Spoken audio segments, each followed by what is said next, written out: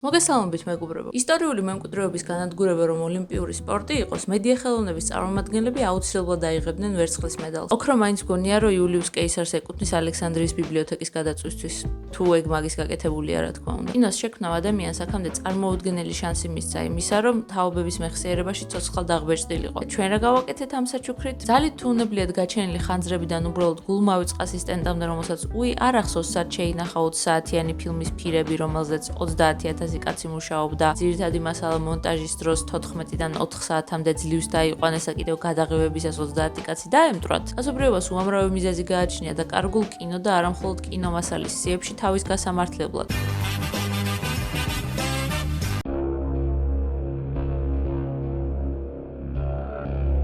სხვადასხვა სტატისტიკის მიხედვით უხმო კინოს ნიმუშების 3/4-დან შეიძლება კიდევ მეტიც სამუდამოდ დაკარგულია. ამერიკაში 1929-მდე წარმოებული ფილმების 75%-ია გამქრალი. ჯორჯ მელიესის 500 ფილმიდან 300 უგზო უკლო დაორთქლა და რა გასაკვირია, რომ ამხელა დანაკარგი ქართულ უხმო კინოსაც შეეხებოდა. ქრისტინე პირველი ქართული მხატვრული ფილმია. ის 1916-1918 წლებში გადაიღო ალექსანდრე წუწუნავომ, ეგნატე ნინოშვილის მოთხრობის მიხედვით. ეს იმ დროისთვის საკმაოდ მასშტაბური კინოპროექტი იყო, რომელსაც სათავეში ერთ-ერთი პირველი ქართველი კინოპროდიუსერი გერმანე გოგიტიძე ედგა. წარმოების პროცესი თითქმის კომიკური რაოდენობის პრობლემებს აწყდებოდა გადაღების ყოველ ნაბიჯზე. ჯერ იყო და დაფინანსებაზე იწვალეს ძალიან. დახმარება აკაკი ხოშტარიას თხოვეს, მაგრამ ვერ დაითანხმეს. მერე გოგიტიძე ადგა და სათავადაზნაურო ბანკიდან აიღო ვალი. მერე იყო და ოპერატორი აიყვანეს არაპროფესიონალი და შესაბამისად არ გამოადგა. ამიტომაც მოუწიათ ალექსანდრე შუგერმანით ჩაენაცვლებინათ, რომელიც მაშინ სამხედრო კინოქრონიკებს იღებდა. შესაბამისად მისი სამსახურში აყვანისთვის კიდევ ცალკე ცნობაზე მოუწიათ სირბილი ამიერკავკასიის ჯარებში. ცალკე სეტის მოწყობა იქნებოდა ტანჯვა, როცა დეკორაციის აგების მაგივრად გლეხისგან იყიდეს სამზადი სახლი, კედელი და ჭერი მოხსნეს იმისთვის, რომ განათება დაემაგრებინათ. მე მაინტერესებს, რამდენი ფული აიღეს ბანკიდან. იმიტომ რომ That's a lot of damage. და აქ არ სრულდება ტანჯვავება, პირიქით იწყება, იმიტომ რომ გოგიტიძემ და წუწუნავამ ერთმანეთი ფაქტიურად დახოცეს იმის თაობაზე, თუ ვის უნდა ეთამაშა მთავარი როლი. ალექსანდრე წუწუნავას ძალიან უნდოდა, რომ ანტონინა აბელიშვილს ეთამაშა 14-16 წლის ქრისტინე, როცა თავად 40 წლის იყო. და როგორღაც ეს არგუმენტი მოიგო. კარგი, ხალხი შევაგროვეთ. ახლა მე მგონი დროა ხო რომ გადაღებები დავიწყოთ. არა, იმიტომ რომ გურიაში წვიმების სეზონია. Oh God, they try to drown me in this hole. I cannot see. A nigga, goddamn. ნუ, კარგი, წვიმებმა ასე თუ ისე გადაიღო. დაუძახოთ მე მგონი ჩვენს პროფესიონალ ოპერატორს და დავიწყოთ გადაღებები, არა? ხო, მაგაზე გამახსენდა. ფირები აღარ გვაქვს. რა? კი, მაგრამ წეგან არ მოგიტანეთ ფირები? ხო, მაგრამ ეგ ფირები გამითავდა. არ გვეყო გადაღებაზე. კარგი, რა ვიცი, თავიდან მოგიტანთ, მაგრამ აი ის კადრი რო გთხოვე ახლო ხედის გადაიღეთქო, გადაიღე? წუწუნავამ შუგერმანი დააგორა გორაკიდან.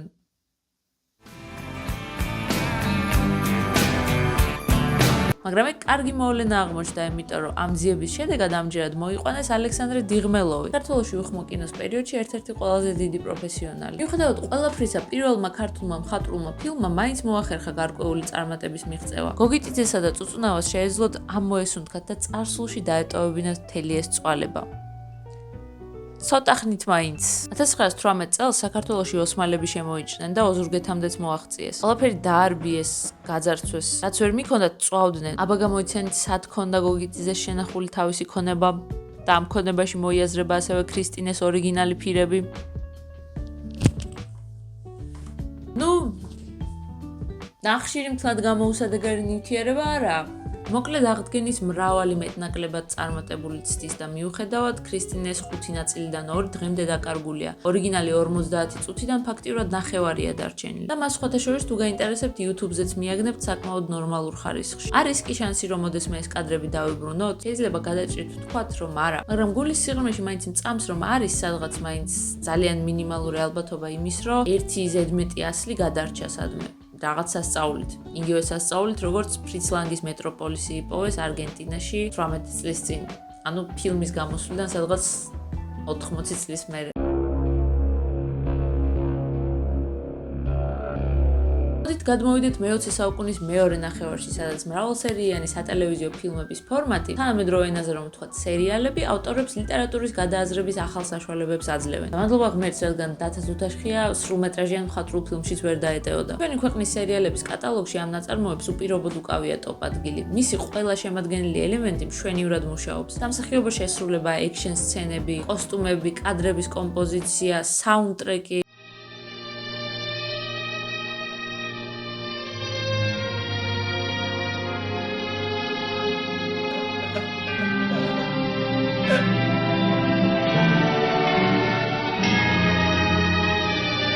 ხრობის ტემპი, მოკლედ ცალკე ვიდეოს გარეშე ამ თემას გვერდს ვერ აუვლით, მაგრამ დღეს დათა თუთაშხიას სულ სხვა კუთხით უნდა შევხედოთ. რა იქნება თუ გეტყვით, რომ ეს შედევრი კიდევ უკეთესად შეიძლებოდა ყოფილიყო? შეიძლება, ალბათ, არ ვიცი, ზუსტად სიტყვაზე არ მენდოთ. ვიცი რომ შეუძლებლად ჟღერს, მაგრამ დაშვებით დასაშვებია. განსაკუთრებით იმის გათვალისწინებით, რომ გადაღებულ მასალას მაყურებლამდე სრულად არ მოუღწევია. მოდით დავიწყებ იქედან, რომ ჭაბუა ამირეჯიბის მიმართ საბჭოთა ცენზურას აუცილებლად ექნებოდა წინასწარ გარკვეული განწყობა. რამე თუ როგორც ვიცით, მწერალი რეჟიმის მკაცრ კრიტიკას არასოდეს არ ერიდებოდა. იგი რამდენჯერმე ამისთვის დააკავეს და გადაასახლეს კიდეც და ამ გადასახლებებიდანაც ძალიან წარმატებით გამოიქცა. მარფერი ვთქვათ მისივე ნაწარმოებებში, როგორც საბჭოეთის, ისე რუსეთის იმპერიის დაუფარავ კრიტიკას. მოკლედ ჭაბუა ამირეჯიბი ბოლშევიკებს შეძლებისდაგვარად უწყვეტად უშრობდა სისხლს. That's why he's the GOAT!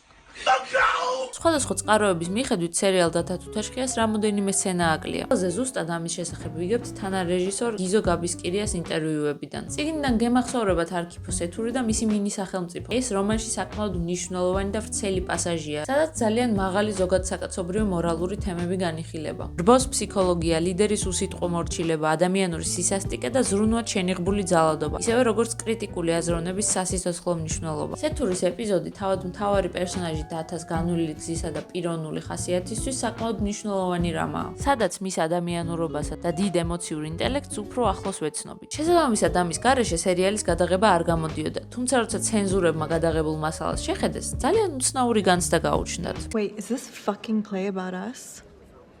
ეთურის სოფელი ზედმეტად წააგავდა საბჭოთა კავშირის მინი მოდელს, სისასტიკით, აბსურდული იდეოლოგიით, პიროვნების კულტით და უწყვეტად ცვალებადი პროპაგანდით. ეპიზოდს მთლიანად ემუქრებოდა ამოღება, თუმცა რეჟისორებმა ავტორთან ერთად ძალიან ბევრი იბრძოლეს მის შესანარჩუნებლად. და ეს მოახერხეს კიდეც, უბრალოდ არადანაკარგების გარეშე. წიგნში ალბათ გემახსოვრებათ ერთი მომენტი სწორედ ამ პასაჟიდან, სადაც დათა ხდება სოფლის ბავშვების თავდასხმის მსხვერპლი. ბავშვებს მთელი გულით წამთ, რომ დიდ ბელას და შესაბამისად სასარგებლო საქმეს ემსახურებიან. რატომ არის ეს მნიშვნელოვანი? კარგად დაკვირვების გარეშეც მალევე მიხვდებით, რომ ბავშვების ორგანიზება და შემართება ძალიან წააგავს პიონერების სურათს და შესაბამისად ასეთი სცენის ქონა სერიალში ძალიან მტკიცე სილის გაწვნა იქნებოდა როგორც ცენზორებისთვის, ისე მთლიანად საბჭოთა პროპაგანდისთვის. მართლა რა შეიძლება ყოფილიყო უფრო დიდი მინიშნება. და სამწუხაროდ ასე დაათმობინეს ავტორებს ეს ეპიზოდი და სერიალი ასე დაჭრილი გამოვიდა ეკრანებზე. არადა საინტერესოა როგორ ააგეს ესეთი რთული და მნიშვნელოვანი მომენტი. თუმცა ამას სამწუხაროდ ვერასოდეს ვერ გავიგებთ ორი მიზეზის გამო. პირველი ისაა, რომ რადგან მაშინ გადაღებისა და მონტაჟის პროცესი არა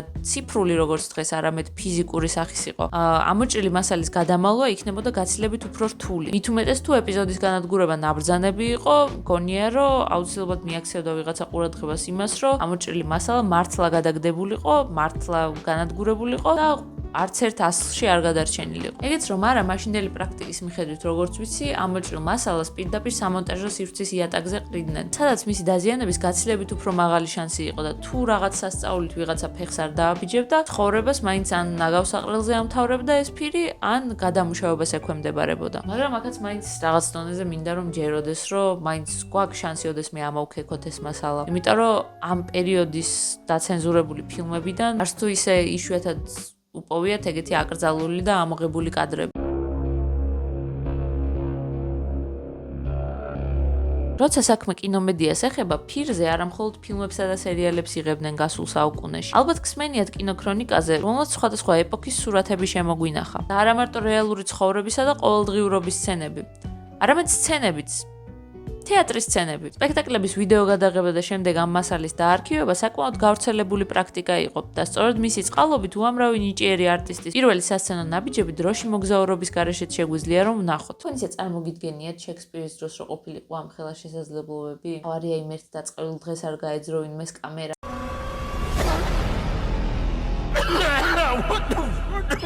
სათქმელს რომ დაუბრუნდეთ, 60-იანი წლების საქართველოში ახალი კინოტალღის პარალელურად თეატრალური ცხოვრებაც აქტიურად დუღდა. აი მაგალითად 1968 წელს ცნობილ რეჟისორ მიხეილ თუმანიშვილს ჰქონდა პრემიერა ანტიგონესი, რომელიც დადგა ჟან ანუის პიესის მიხედვით, რომელიც თავის მხრივ ბერძნულ მითოლოგიაზეა დაფუძნებული. სპექტაკლში მთავარ როლებს სერგო ზაქარიაძე და ზინა კვერენჩხილაძე ასრულებდნენ. ანტიგონე ქართული თეატრის ისტორიაში ერთ-ერთ ყველაზე გამორჩეულ სპექტაკლად ითვლება როგორც რეჟისორის, ისე მსახიობების მაღალი ოსტატობის გამო. იმავე 1968 წელს რობერტ სტურვამ მაყურებელს აუქსენტი ცაგარელის ხანუმას საკუთარი ვერსია შესთავაზა. აქაც სასცენო კასტი საკმაოდ მრავალფეროვანი იყო. სალომე ყანჩელი, რამაზ ჩხიკვაძე, ეროსი მანჯგალაძე. ორივე დადგმა რა თქმა უნდა გადაიღეს და შეინახეს, მაგრამ დღეს მათ ვერ ნახავთ. სურათები გვაქვს. სურათების დათვალიერება თუ გინდათ.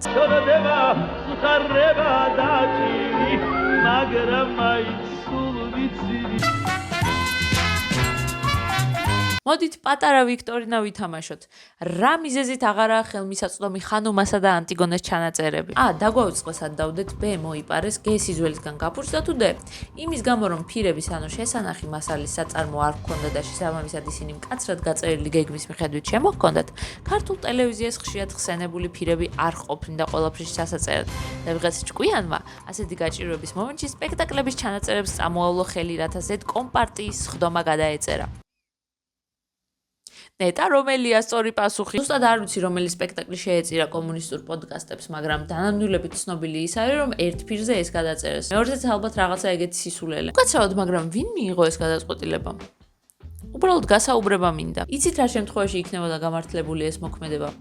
არც ერთ, იმიტომ რომ ეს ის შემთხვევაა, როცა მასალის ვერ აღდგენის ალბათობა 99.9%-ია და ის მიზერული მოლეკულური 0.01%-იც იმის საცოდავი იმედია, რომ სადღაც ასლი შეიძლებოდა ქონოდათ. ხსენებული ფირები არ ყოფნიდა ყველაფრის ჩასაწერად.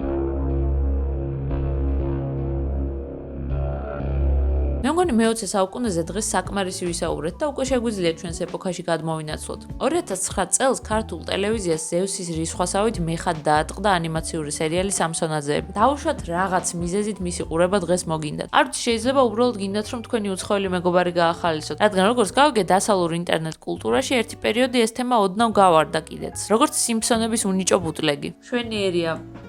საზღვარგარეთაც მოგვეჭრა თავი. ან არა.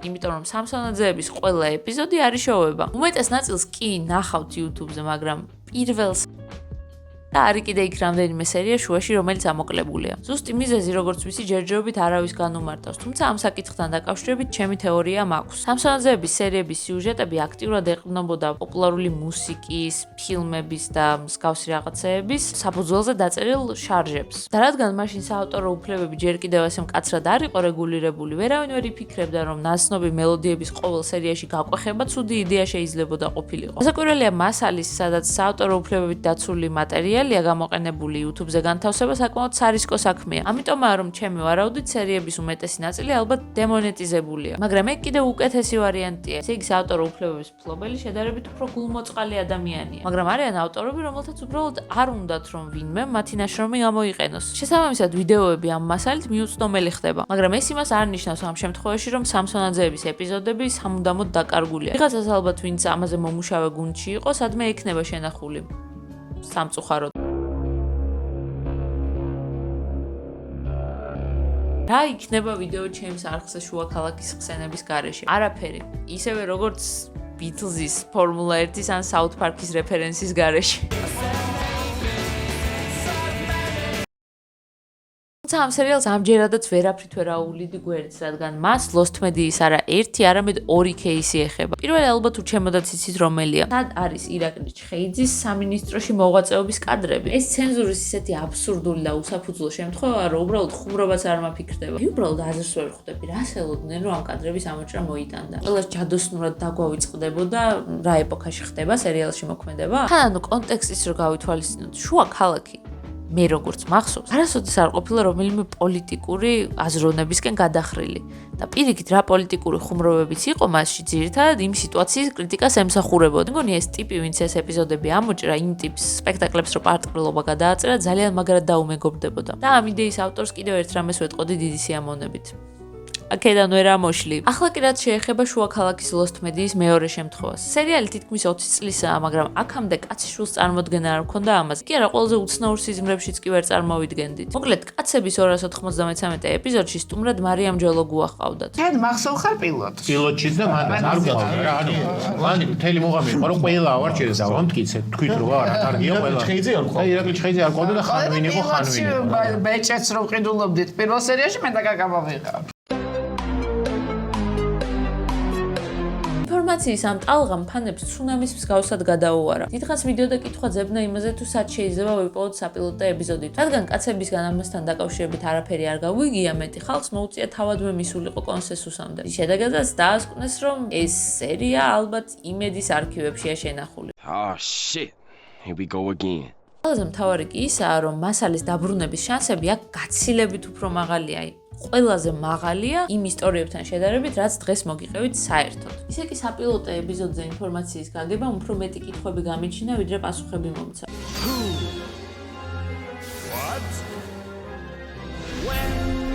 ნეტა კიდე რომელი პერსონაჟების როლებზე იყო სხვა ხალხი დამტკიცებული. იყვნენ კი ისეთი პერსონაჟები, რომლებიც საპილოტო ვერსიაში იყვნენ, მაგრამ სატელევიზიო პრემიერამდე ვერ მოაღწიეს. რამდენად განსხვავდებოდა საპილოტო ეპიზოდის სცენარი პირველი სერიის სცენარისგან. სად არის სიმართლე? You can't handle the truth. ბევრი რომ აღარ გაწოლოთ, მოდი შევაჯამოთ რა გზა გამოიარეთ დღეს. საკარგული მედია ყოველთვის იყო, არის და იქნება, როგორც მისტიკით მოცული, ასევე ძალიან სევდიანი თემა. საწყენია, როცა ამდენი ადამიანი ამდენ ენერგიასა და რესურსს დებს რაღაცაში და ეს რაღაცა უბრალოდ ისე ქრება, რომ არც არავის ახსოვს.